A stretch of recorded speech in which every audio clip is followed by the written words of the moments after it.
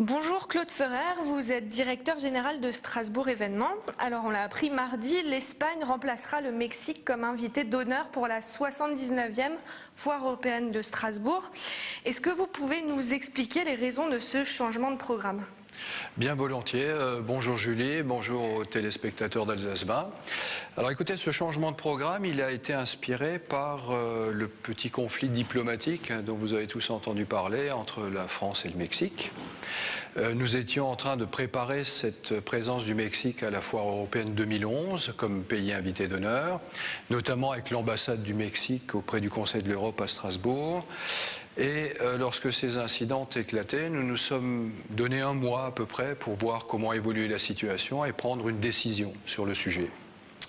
Comme les choses sont restées pour l'instant en stand-by, nous avons décidé, en accord avec nos collègues mexicains de l'ambassade, de dire que nous allions en rester là, nous n'allions pas prendre le risque de voir la situation, le cas échéant, s'envenimer et que nous allions partir sur une autre piste pour 2011, quitte à revoir plus tard cette collaboration avec le Mexique.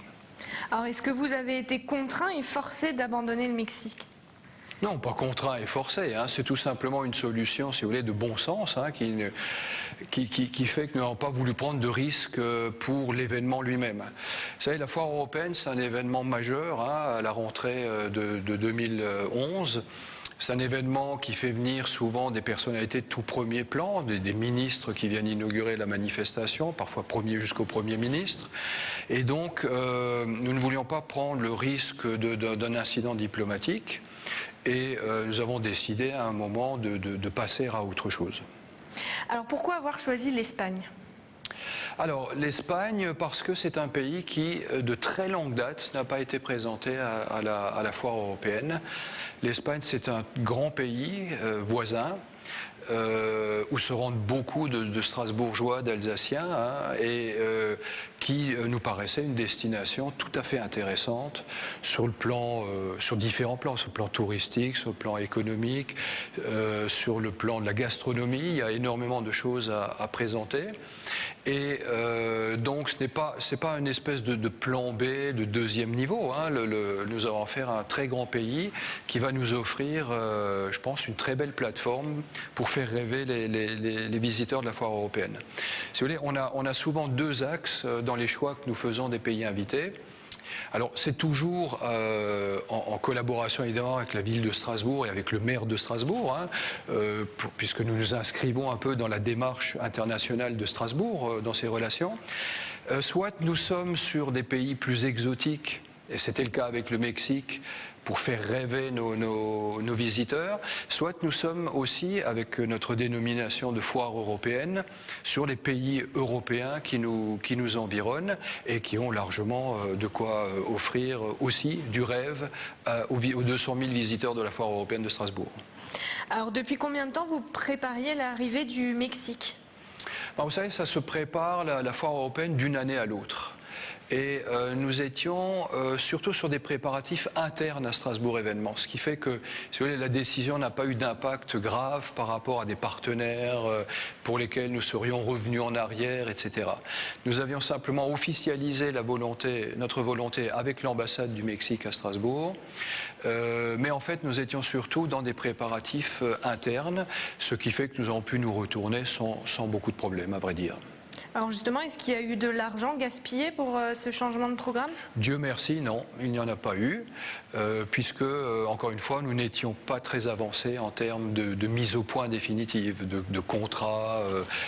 Nous en étions au stade du projet et du portage, on va dire politique, entre guillemets, avec les représentants du pays. Alors est-ce que vous pensez que dans les années futures, le Mexique sera quand même accueilli à Strasbourg ?